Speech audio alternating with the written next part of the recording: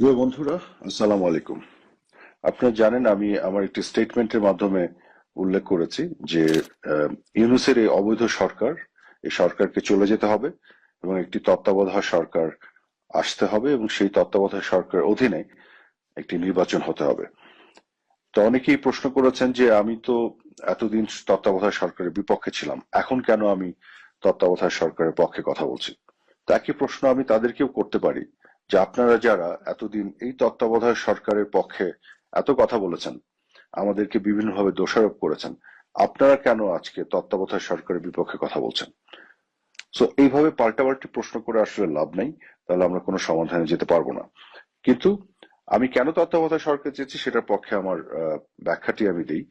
আমরা যখন তত্ত্বাবধায়ক সরকার বাতিল করেছিলাম 2011 সালে আওয়ামী লীগ সরকারের অধীনে, তখন একটা নির্বাচিত সংসদ, সংসদীয় গণতান্ত্রিক এবং সাংবিধানিক প্রক্রিয়ার মাধ্যমে সেটি বাতিল হয়েছিল।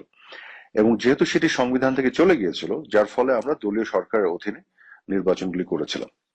কিন্তু আজকে কিন্তু তত্ত্বাবধায়ক সরকারের সেই বিধানটি আবার ফিরিয়ে আনা হয়েছে। আপনারা জানেন যে আমাদের সরকারের সময় তত্ত্বাবধায়ক সরকার ব্যবস্থা বাতিল করে সংবিধানে যে পঞ্চদশ সংশোধনী আনা হয়েছিল, সেটিকে কিন্তু বাতিল করেছে হাইকোর্টের একটি বেঞ্চ। এবং হাইকোর্টের এই বেঞ্চটি বাতিল করার ফলে এই মুহূর্তে সংবিধানে কিন্তু আবার নির্বাচনকালীন তত্ত্বাবধায়ক সরকার ব্যবস্থা ফিরে এসেছে। কাজে আমরা যখন তত্ত্বাবধায়ক সরকারের বিপক্ষে কথা বলেছি, সেটা বলেছি তত্ত্বাবধায়ক সরকার সাংবিধানিক প্রক্রিয়ায় নির্বাচিত সংসদের মাধ্যমে বাতিল করার পরে। এবং তখন আমাদের একটা জাস্টিফিকেশন ছিল, একটা নির্বাচিত সরকার আছে দেশে, তার অধীনে নির্বাচন হবে, আমরা তত্ত্বাবধায়ক সরকার আর ফিরে যেতে চাই না, কারণ এত ব্যাখ্যা আমি এখন যেতে চাই না, আমরা সবসময় সেই ব্যাখ্যাগুলো দিয়েছি। কিন্তু বর্তমানে কিন্তু দেশে কোনো নির্বাচিত সরকার নেই, একটা অবৈধ সরকার আছে। এক।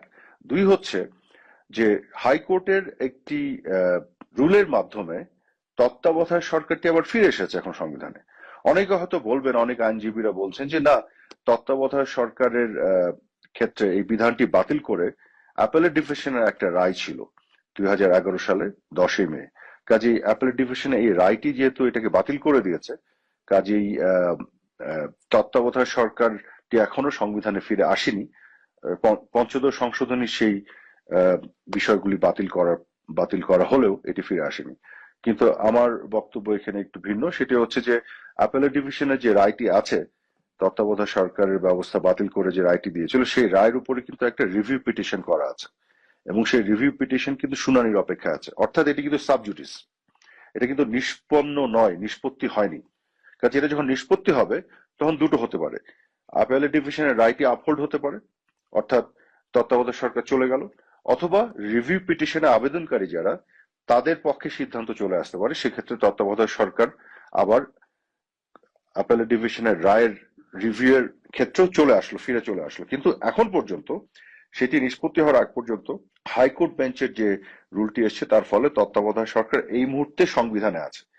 যেহেতু এটি এই মুহূর্তে সংবিধানে আছে, সেই কারণে আমি তত্ত্বাবধায়ক সরকারের অধীনে নির্বাচন চেয়েছি।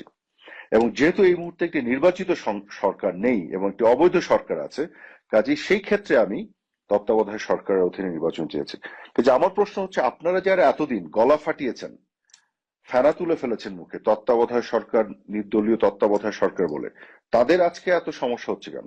আপনারা তো আমার সাথে সুর মিলে নির্দলীয় নিরপেক্ষ তত্ত্বাবধায়ক সরকার চাওয়া উচিত, এতদিন ধরে চেয়েছেন, এখন কেন চাচ্ছেন না? আপনারা কেন আপনাদের পজিশন বদলে ফেললেন? তো আমার কথা হলো যে আমরা যদি পাল্টাপাল্টি করতে থাকি, তাহলে আমরা কোনো সমাধানে যাব না।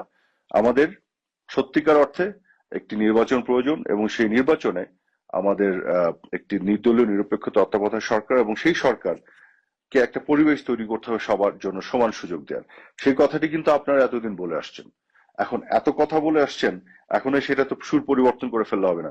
এই মুহূর্তে ইউনূসের সরকার কি সরকার? এই সরকার তো আওয়ামী লীগের সকল নেতা কর্মীকে জেলে ভরে রেখেছে এবং জিহাদিস যারা, মৌলবাদীদেরকে এবং জঙ্গিদেরকে ছেড়ে দিচ্ছে, সবচেয়ে বড় বড় সন্ত্রাসী ক্রিমিনালদের ছেড়ে দিচ্ছে, এবং গোটা বাংলাদেশের বিভিন্ন জায়গায় আওয়ামী লীগের নেতা কর্মীদের উপর এক ধরনের অত্যাচার জুলুম চলছে।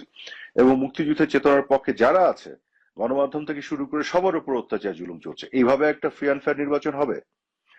কাজে ফ্রি অ্যান্ড ফেয়ার নির্বাচনের কথা বলে যারা এতদিন মুখে ফেনা তুলে ফেলেছেন, আমাদেরকে বিভিন্নভাবে দোষ দেওয়ার চেষ্টা করেছেন, আজকে তারা তাদের আসল ক্যারেক্টারটা দেখাচ্ছেন।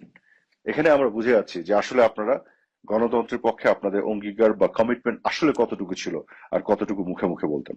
তো এখন আমি যেটা মনে করি, এই সবকিছু বাদ দিয়ে আমাদের একটা সত্যিকার অর্থে একটা এগ্রিমেন্টে যেতে হবে। সেই এগ্রিমেন্টটা হচ্ছে জনগণের জায়গা থেকে সত্যিকার অর্থে যাতে জনগণ ভোট দিয়ে একটি সংসদ নির্বাচন করতে পারে, সেই নির্বাচনের ব্যবস্থা করে, এবং সেটি এই নির্বাচন শুধু নয়, অনাগত কালে যত নির্বাচন হবে সকল নির্বাচন যেন সব ধরনের বিতর্ক ঊর্ধ্বে থেকে হতে পারে, এরকম একটি এগ্রিমেন্টে আমাদের আসলে পৌঁছানো দরকার। গত 15.5 বছরে আমাদের বিভিন্ন বিষয় নিয়ে আপনারা অনেক বিতর্ক তুলতে পারবেন। সেই বিতর্ককে জাস্টিফাই করার জন্য আমি তার আগের কথা বলতে পারবো। তার আগের কথা বললে আপনারা আরো আগের কথা বলতে পারবেন, কারণ এই বিতর্কের মধ্যে যদি আমরা জড়িয়ে যাই সেখান থেকে বের হওয়া খুব দুরূহ। আমি মনে করি আগামী দিনের জন্য আমাদের সামনের দিকে দেখা উচিত এবং একটা সুষ্ঠু সমাধানে আসা উচিত। এবং আরেকটি কারণে তত্ত্বাবধায়ক সরকার দরকার, শুধুমাত্র এই জন্য নয় যে ইউনূসের সরকার একটা অবৈধ সরকার। ইউনূসের এই সরকারের সাথে এই ছাত্র সংগঠন, যেটি বৈষম্য বিরোধী ছাত্র আন্দোলনের যে ছাত্র সংগঠন, তারা যুক্ত, এবং তারাই নাকি ইউনূসকে নিয়োগ দিয়েছে। এবং এরা আবার নিজেরও একটি দল গঠন করছে যাদেরকে কিংস পার্টি বলা হচ্ছে, এবং দল গঠন করে তারাও নাকি নির্বাচনে পার্টিসিপেট করবে। তাহলে এই সরকার কিন্তু আর নির্দলীয় সরকার থাকলো না, অবৈধ তো বটেই, এটা আবার দলীয় সরকারও হয়ে গেল। তাহলে আপনারা যারা নির্দলীয় নিরপেক্ষ সরকারের অধীনে এতদিন তত্ত্বাবধায়ক সরকার অধীনে নির্বাচন চেয়েছেন, এই দাবি তো আপনাদেরই তোলা উচিত সবার আগে। কাজে আমাকে প্রশ্ন না করে যে আপনি এতদিন এটা বিরোধিতা করেছেন এখন কেন চাচ্ছেন, আপনি নিজেও চান, কারণ আপনি তো এতদিন চেয়েছেন, আপনি কেন এখন এটা বিরোধিতা করছেন? কাজে এই প্রশ্ন তুলেন না। আমার ব্যাখ্যা আছে আমার কাছে। আমরা তত্ত্বাবধায়ক সরকার বাতিল করেছিলাম, এবং বাতিল করার পরে যখন এটি সংবিধানে ছিল না, তারপর থেকে আমরা তত্ত্বাবধায়কের সরকারের বিরোধিতা করেছি। বাট এই মুহূর্তে তত্ত্বাবধায়ক সরকার সংবিধানে আছে, কাজেই এখন আমরা তত্ত্বাবধায়ক সরকার চাচ্ছি। এছাড়াও আমাদের সময় আমরা ছিলাম নির্বাচিত সরকার, সেই নির্বাচিত সরকারের অধীনে নির্বাচন, তত্ত্বাবধায়ক সরকার বাদ দিয়ে। আর এখন যে সরকার আছে এটা তো নির্বাচিত না, তো অবৈধ সরকার, অসাংবিধানিক সরকার। কাজে এখন তো আরো জরুরি হয়ে পড়েছে কেন একটি তত্ত্বাবধায়ক সরকার আসা দরকার, কারণ তত্ত্বাবধায়ক সরকারটি কিন্তু এখন আবার একটি সাংবিধানিক সরকার হবে, কারণ সংবিধানে সেই বিধানটি আবার চলে এসেছে বলে।